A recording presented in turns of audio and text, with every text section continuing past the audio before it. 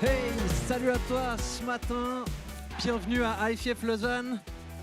Vous allez bien? Ouais, cool, bienvenue à tous ceux qui viennent pour la première fois.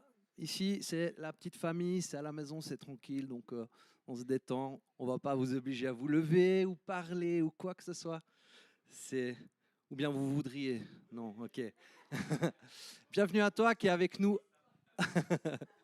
Bienvenue à toi qui est avec nous en ligne. On est aussi content que tu puisses nous suivre depuis là où tu es et juste, on t'encourage à ouvrir ton cœur grand à Dieu qui est avec toi depuis ton lieu et on vit tout ça ensemble. Et je voulais redire deux mots par rapport à Pâques. Je ne sais pas si on peut remettre cette slide. Je me suis rendu compte avec les quelques années d'église, ici en tout cas, que Noël c'est la grosse fiesta que tout le monde fait. Hein. C'est même toute la société en fait se rassemble autour de Noël et Pâques. Eh ben, il y a un week-end prolongé et puis tout le monde part.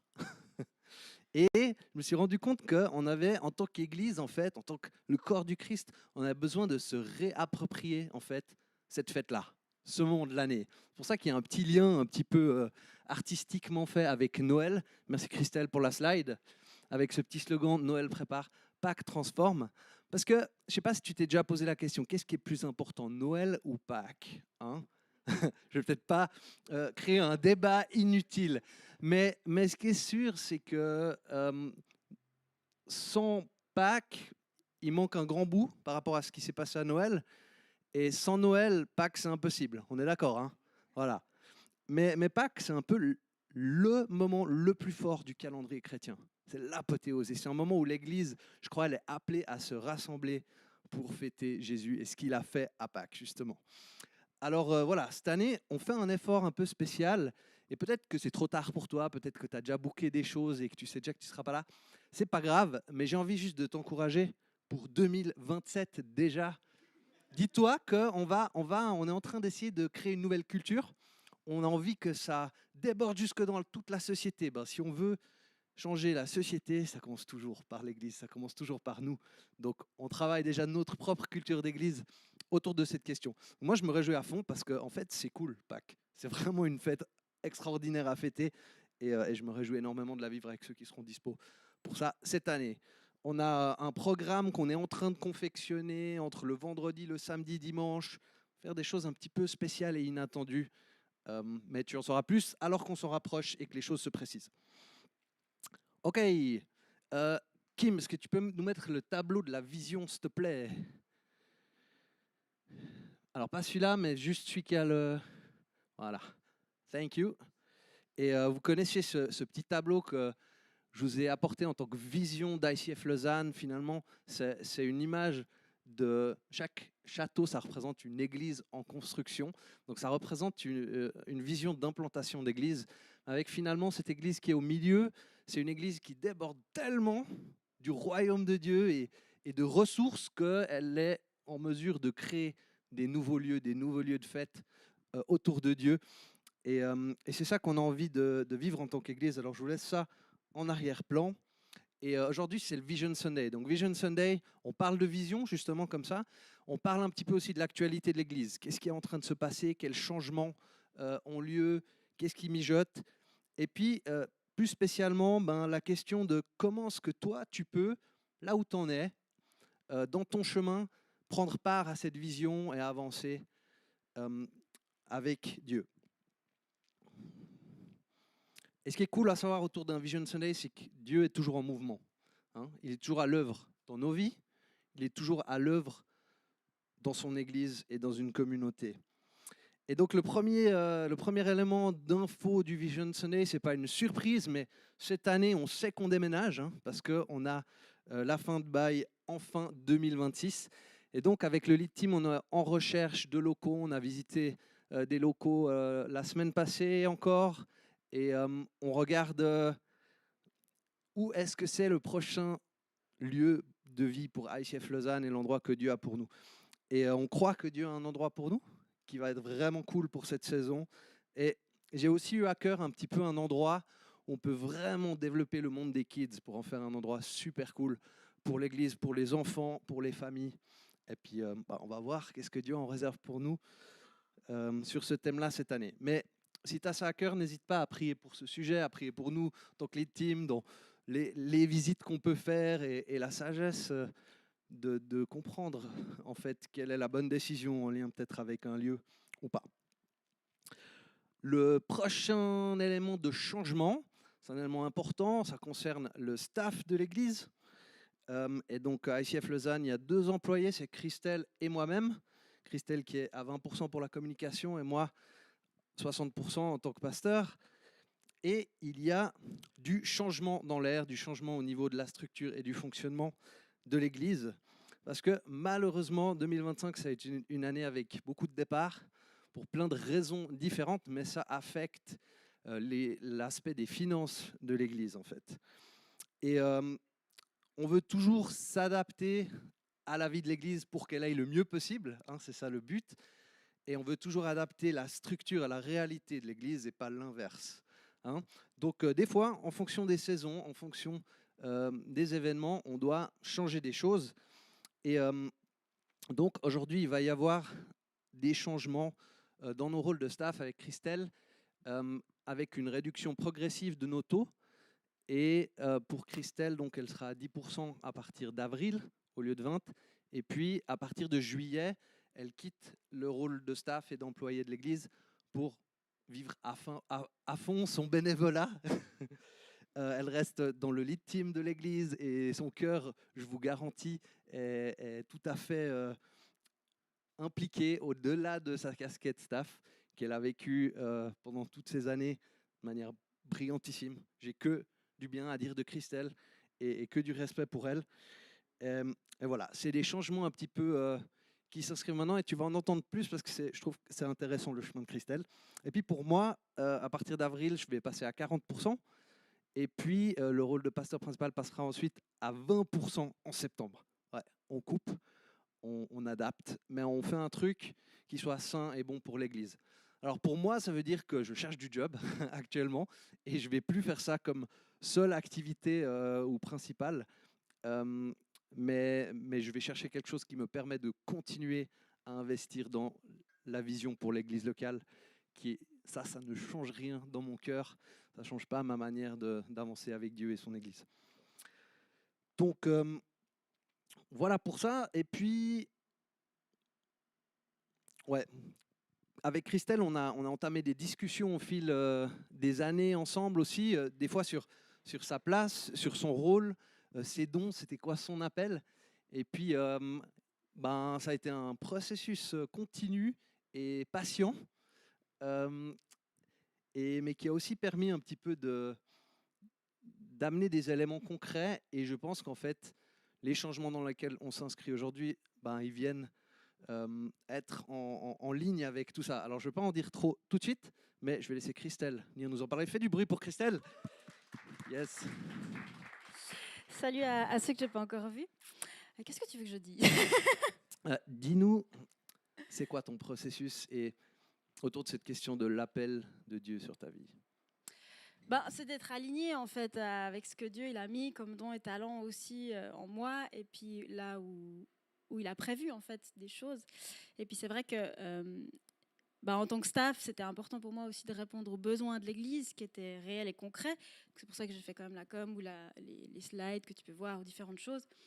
Mais à un moment donné, je me suis quand même demandé où c'était que Dieu m'attendait aussi autrement. Et puis, j'ai fait une formation de relation d'aide en tant qu'aidant, de Forac, si tu connais.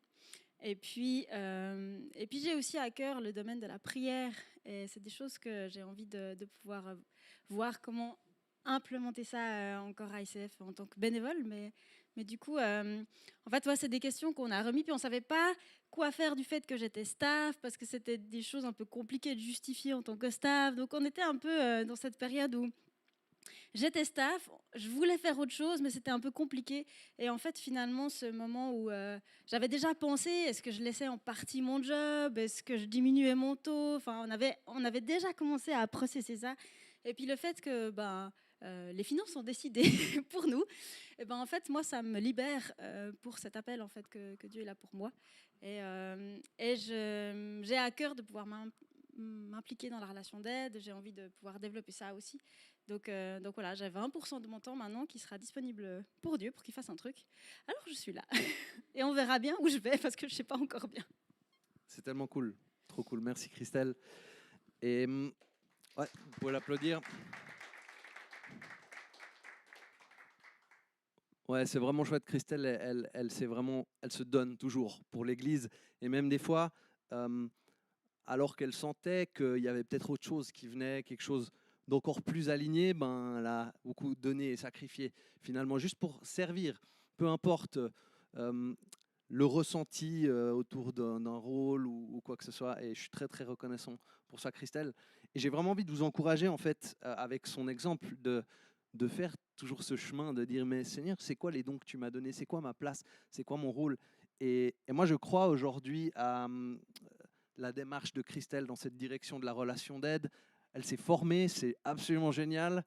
Et je crois que ça va être une source de bénédiction pour beaucoup de personnes. Je me réjouis beaucoup de voir ce qui vient dans la prochaine saison pour toi, Christelle, dans l'église locale, quoi.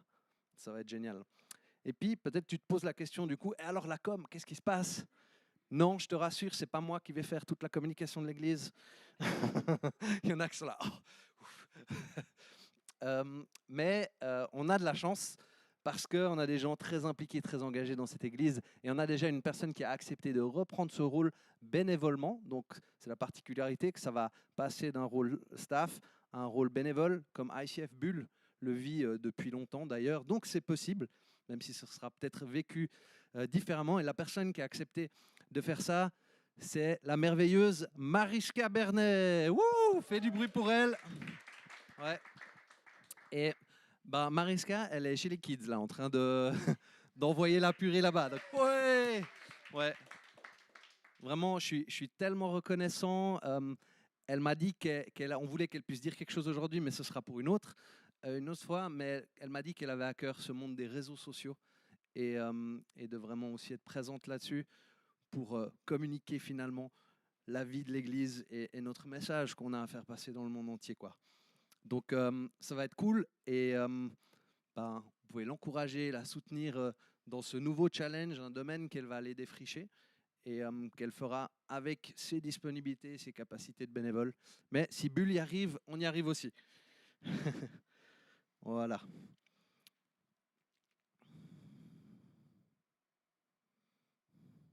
Ok, ça fait pas mal de changements hein, au côté structurel, etc. Mais il y a un petit côté qui est fun, qui est exciting là-dedans, hein, parce que la vie bouge, Dieu bouge, les choses ne restent pas toujours figées. Et puis, je crois que si on peut le vivre avec lui et en confiance en lui, ben, on part vers de belles aventures pour l'avenir.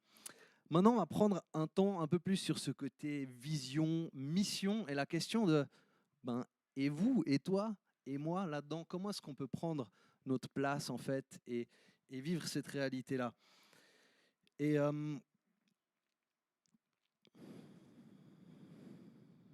ouais, je te propose de reprendre le one-pager ICF Lausanne. On a vu ça dans ces meetings un peu d'église il y a quelque temps, où il y a donc ce tableau de la vision, il y a notre mission en 3 mots, multiplier des disciples, essayer d'être le plus clair possible, mais aussi le plus court en même temps.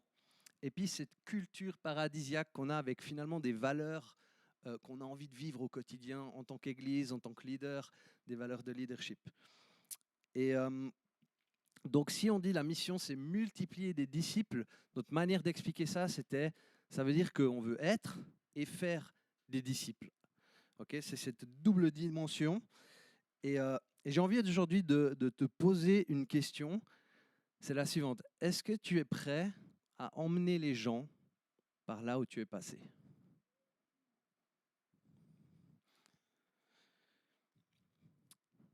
Est-ce que tu es prêt à emmener d'autres par là où tu es passé? On a ces valeurs dont je vous parle. Et il y a un peu cette question, est-ce que mon mode de vie, mon comportement, il est multipliable? Est-ce que je veux le multiplier? Est-ce que si on multiplie ce que je fais, ça donne un truc cool? Est-ce que j'ai un engagement qui qui montre une certaine maturité que dont d'autres pourraient profiter. Hein, une vague sur laquelle d'autres pourraient surfer. J'aime bien ce passage d'Éphésiens qui parle de la mission, la vision de Dieu pour son Église, pour l'Église locale. C'est Éphésiens 4, 11 à 13. Il nous dit ceci. C'est lui qui a donné les uns comme apôtres, d'autres comme prophètes, d'autres comme annonciateurs de la bonne nouvelle ou évangélistes, d'autres comme bergers et maîtres, afin de former les saints pour l'œuvre du ministère, pour la construction du corps du Christ, jusqu'à ce que nous soyons tous parvenus à l'unité de la foi et de la connaissance du Fils de Dieu, à l'état de l'homme adulte, à la mesure de la stature parfaite du Christ. Ok, waouh, il y a beaucoup de choses dans ce verset, mais j'ai envie d'attirer ton attention sur 2 éléments aujourd'hui de ce passage. L'objectif, c'est former les saints pour l'œuvre du ministère. Ok, les saints, c'est qui? C'est toi, c'est moi, c'est nous. Et un but, c'est que nous puissions être formés pour ce que Dieu veut faire. Hein, c'est ça que ça veut dire. Donc, on est en formation spirituelle. Et puis, l'autre élément que j'ai envie de mentionner, c'est dans quelle direction? C'est quoi le but? C'est quoi le résultat final de ça? L'objectif est clair, c'est l'état d'adulte. L'état d'adulte spirituel. C'est ça que dit ce texte avec une autre manière de le dire qui est magnifique, la stature parfaite du Christ. Je ne sais pas à quel point tu exprimes Christ en toi, c'est une belle question. Et aujourd'hui, du coup, j'ai envie de te présenter l'échelle de la foi que j'ai fabriquée avec mes grands talents. Ouais, c'est comme ça. Faut aller dans le bon sens. Tac. Ok.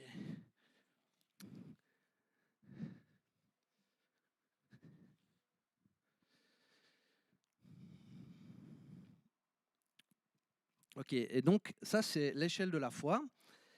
Ici, tu vois, il y a une petite croix, c'est écrit JC. Ça veut dire en fait, ça représente le moment où tu découvres Jésus-Christ pour ta vie. Le moment où tu commences une relation avec lui, ta foi en lui peut-être.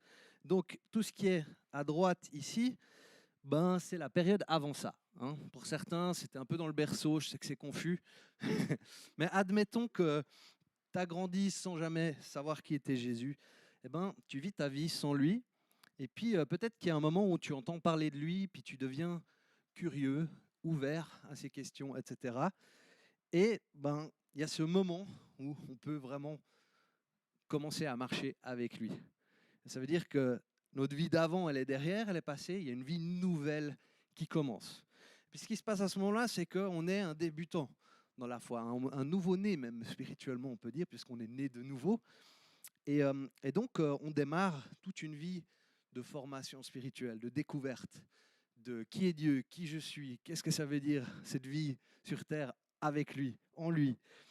Et puis on avance, et puis il y a différentes étapes.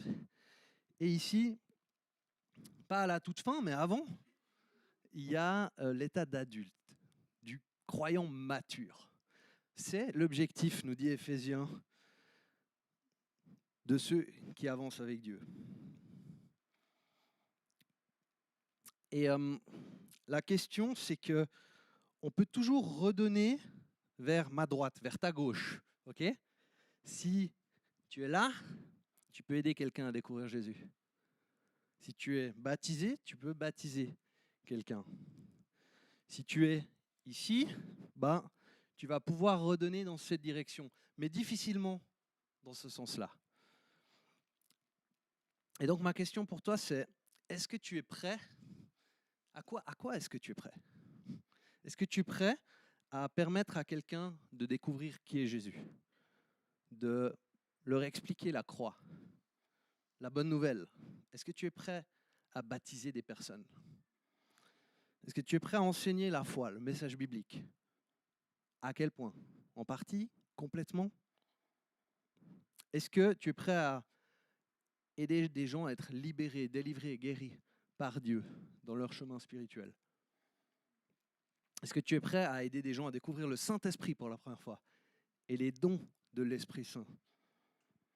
Est-ce que tu es prêt à encourager des gens dans la sainteté, le processus de sanctification, la persévérance, ou même à reprendre quelqu'un si nécessaire, dans l'amour.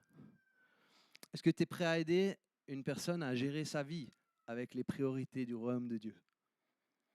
Est-ce que tu es prêt à soutenir et porter quelqu'un qui n'a plus de force et qui a besoin, qui a trop de fardeau, qui a besoin qu'on les porte?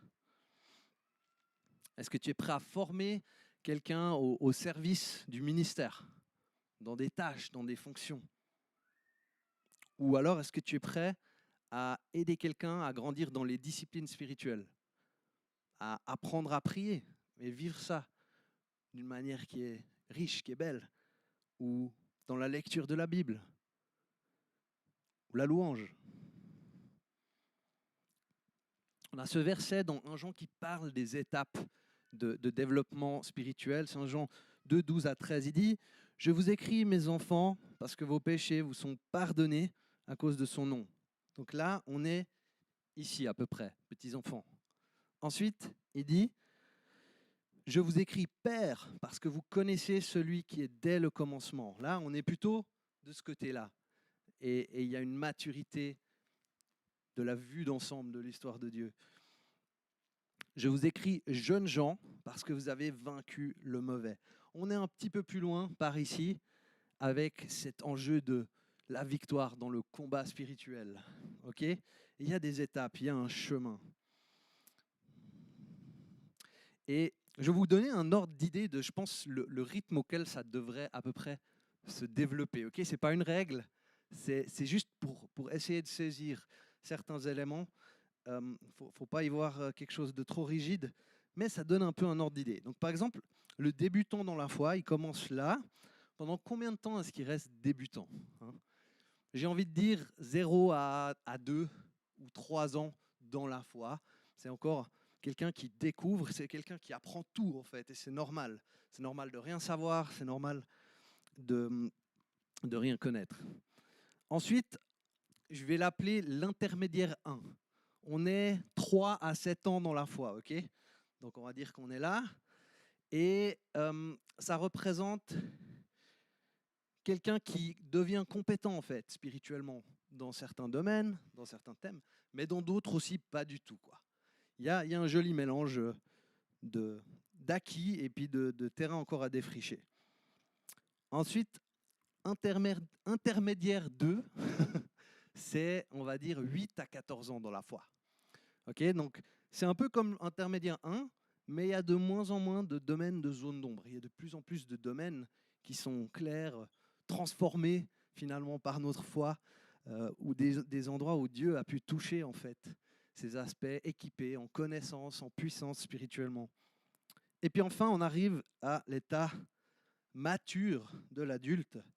Pas parfait, hein, c'est pas la même chose, mais il y a une certaine maturité, il y a un certain chemin qui fait qu'on est aguerri pour vivre et enseigner concernant plus ou moins tous les domaines, tous les thèmes en fait, de la foi, de la vie spirituelle. Donc ça, c'est un petit peu un ordre d'idée, et c'est peut-être pas 100% juste au niveau des années, et chaque chemin est un peu différent, mais je pense que ça donne une sorte de rythme, parce que la foi, c'est aussi un apprentissage. Et dans toute formation, il y a des étapes, il y a des durées un petit peu prévues pour ces choses-là. Maintenant, ce qui arrive des fois et qu'on aimerait absolument éviter, c'est qu'on arrive là, à 3 à 7 ans, mais en réalité, au niveau de notre progression dans la foi, on est encore là. Ça, c'est plus embêtant. Ou alors, ça peut être, on arrive à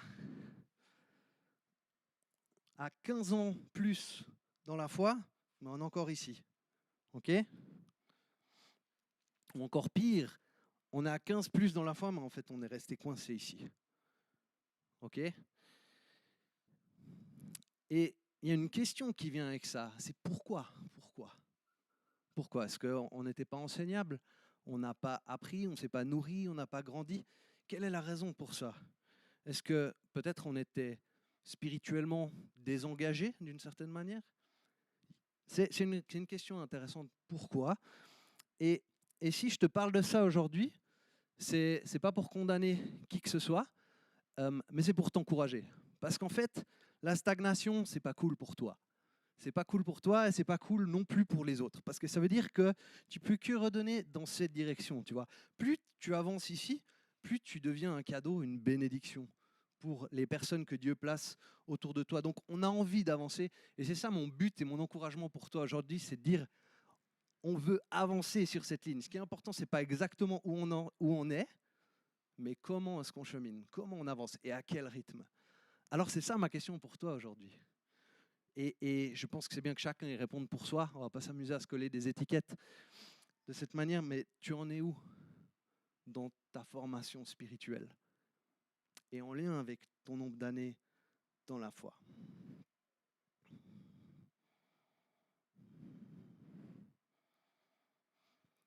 Et ce que j'ai envie de t'encourager à faire aujourd'hui, c'est donne à quelqu'un d'autre. Peu importe où tu en es, si tu es ici, donne dans ce sens-là. Si tu es là, donne vers ceux qui sont ici, dans cette direction-là. Tout le monde a quelque chose déjà à redonner à d'autres personnes. Et donc la clé pour nous, c'est de vivre un processus dynamique, un processus intentionnel et proactif en fait dans notre vie spirituelle. C'est d'avancer au bon rythme. Attention, le bon rythme, c'est pas non plus l'excès. Il y a des choses, des fois on veut aller aussi trop vite. Je pense que c'est pas ça qu'on veut faire. Et c'est à toi de savoir comment tu cours ta course. Si tu es un peu stagnant, si tu sens qu'il y a des choses qui bougent pas, qui évoluent pas dans ta croissance spirituelle, ben ouais, alors vas-y, mettons un petit coup de pied aux fesses et puis on avance ensemble dans la même direction. Et ce qui se passe à ce moment-là, c'est que on expérimente de la joie en fait, la joie d'apprendre, la joie de grandir ensemble, la joie de vivre des transformations. C'est hyper cool. Mais tu expérimentes aussi, c'est la joie de redonner à quelqu'un ce que Dieu t'a déjà donné, ce que tu as déjà appris, ce que tu as déjà vécu, saisi. C'est la joie de voir quelqu'un grandir et progresser. C'est la joie de voir des personnes transformées, sauvées, libérées, délivrées, guéries. Andrew Murray, c'était un pasteur sud-africain et d'origine écossaise. Joli mélange. Il a dit la phrase suivante. La joie de conduire une âme plus près de Dieu est l'une des récompenses les plus profondes que le Seigneur accorde à ses serviteurs. La joie d'avancer tous ensemble sur ce curseur et de redonner à d'autres ce qu'on a reçu. Mais il faut qu'on avance, parce que tu peux que donner dans cette direction-là, en fonction de là où tu en es.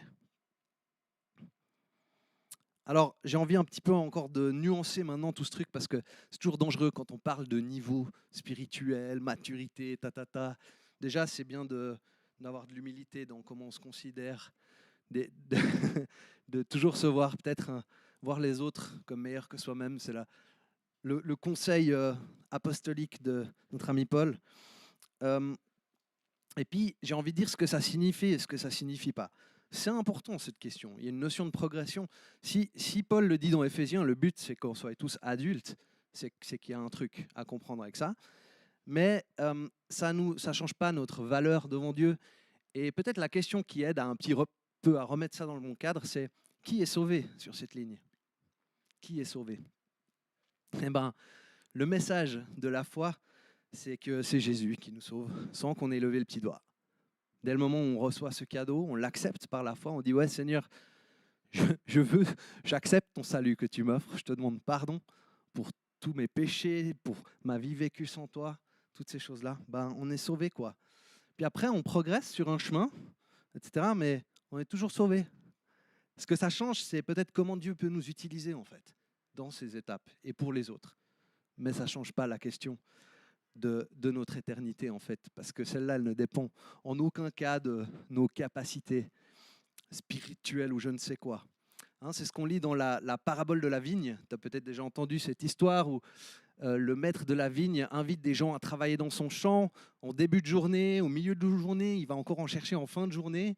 Peut-être ils auront fait juste 1 heure de travail et il leur donne à tous le même salaire, la même récompense. Dès le moment où tu es en Jésus-Christ, tu peux mourir la seconde d'après, tu auras la récompense de la vie éternelle qui t'offre. Et ça, c'est quand même important de garder ça à l'esprit. en lien avec ce genre de questions. Donc, tu n'es pas supérieur parce que tu es plus avancé dans ton expérience chrétienne ou ta formation spirituelle, mais tu es plus équipé pour que Dieu puisse t'utiliser sur cette terre. Et j'ai envie de t'encourager avec cette question aujourd'hui que Dieu est à l'œuvre pour t'équiper et t'emmener vers ce but de la maturité de l'adulte. Peut-être que tu es ici, peut-être que tu es là, peu importe. Dieu veut t'emmener plus loin sur cette ligne. Et il y a un verset qui est tellement cool dans Ézéchiel qui montre à quel point c'est une collaboration de nous avec lui. C'est-à-dire, on doit être proactif sur cette question, ça ne va pas se faire par hasard. Mais en réalité, dès le moment où nous, on répond présent, Dieu est encore plus à l'œuvre que nous sur cette question. C'est hyper cool, c'est hyper encourageant. C'est Ézéchiel 36, versets 25 à 28. Et je te propose de savourer ces paroles. Je vous aspergerai d'une eau pure et vous serez purs. Je vous purifierai de toutes vos impuretés et de toutes vos idoles. Je vous donnerai un cœur nouveau et je mettrai en vous un souffle nouveau. J'ôterai de votre chair le cœur de pierre et je vous donnerai un cœur de chair. Je mettrai mon souffle en vous et je ferai en sorte que vous suiviez mes prescriptions, que vous observiez mes règles et les mettiez en pratique. Vous habiterez le pays que j'ai donné à vos pères. Vous serez mon peuple et moi, je serai votre Dieu. C'est tellement cool cette promesse de Dieu envers nous. Si tu as envie d'avancer, il va le faire avec toi, il va le faire en toi même. Il va produire des choses. Nous, on a juste qu'à croire à ce qu'il a fait à la croix, se rendre disponible en mode Seigneur, équipe-moi pour l'œuvre du ministère, de toutes les manières possibles, de tout ce que ça veut dire. Et je suis prêt à apprendre et à grandir et à me laisser défier. Là où j'ai des choses à apprendre, là où j'ai des choses nouvelles à aller défricher. Et je crois que on peut prendre ça comme une promesse pour nous aujourd'hui à ICF Lausanne, que Dieu est à l'œuvre dans nos vies et à l'intérieur de nous pour produire cette transformation, pour qu'on avance de gloire en gloire à son image et qu'il puisse nous utiliser dans son champ. Et puis emmener plein de nouvelles personnes aussi dans ce champ et accompagner plein de personnes sur ce chemin, de ta gauche à ta droite. Et je te propose de terminer ce moment avec le face-to-face, comme on aime le faire. C'est un moment de tête-à-tête que tu peux avoir avec Dieu, parce que j'ai dit plein de trucs, etc. Mais le but, c'est ce que lui nous dit au travers de sa parole, c'est ce que lui, il a envie de te dire en lien avec tout ça, par son Saint-Esprit. Et je t'invite, c'est déjà à prendre un petit moment de réflexion avec le Saint-Esprit. Tu n'es pas tout seul dans tes pensées. Et cette question, tu es où toi sur cette échelle ? Dans quel domaine est-ce que tu es prêt en fait à former quelqu'un d'autre spirituellement ? Et où est-ce que tu ne l'es pas encore et tu sais que tu as besoin de grandir ? Et puis après, je t'invite à prendre un moment d'écoute de la voix de Dieu. Spécifiquement, pose-lui peut-être cette question sur ta vie à sa suite et ta manière en fait de redonner ce qu'il t'a déjà donné aux autres autour de toi. Alors voilà, je vais prier pour toi, tu peux fermer les yeux. Et puis c'est un tête-à-tête, c'est un moment entre toi et le Dieu qui est derrière tout ce qu'on a vu aujourd'hui. Et on a envie de te dire, Seigneur, merci pour ton Fils Jésus-Christ dans notre vie. Merci que dès le moment où on a cru en lui, tu nous as fait naître de nouveau, on a été sauvés pour l'éternité et tu as marqué ça dans l'étape du baptême. Et ça ne dépendait pas de nous, mais pleinement de tout ce que toi tu as fait pour nous, ton cadeau gratuit de la grâce pour nos vies. Mais merci aussi parce que tu ne nous laisses pas en l'état, mais tu veux nous équiper, nous former, nous amener à la maturité spirituellement. Et je te prie pour nous ce matin, chaque personne dans cette salle et en ligne, aide-nous Seigneur à comprendre ton cœur sur cette question. Aide-nous à comprendre où on en est sur ce chemin avec toi. Qu'est-ce qu'on peut déjà redonner aux autres ? Où est-ce qu'on a encore besoin d'apprendre et de grandir, d'être transformé? Où est-ce que peut-être on a une attitude ou une démarche qui ralentit? Ou peut-être qu'on a besoin de se calmer dans notre manière de courir. Je prie, Seigneur, que ce matin, on puisse tous entendre ta voix pour nos vies et être encouragés et motivés pour avancer avec toi sur ce chemin. Et merci parce que c'est ton esprit en nous qui nous aide à faire ta volonté, à obéir à ta manière de vivre sur cette terre et qui nous transforme à l'image de ton Fils Jésus-Christ. Alors on est là ce matin et on ouvre nos cœurs, on se met à ta disposition, Seigneur. Un peu comme Ésaïe qui a dit « Me voici, envoie-moi ».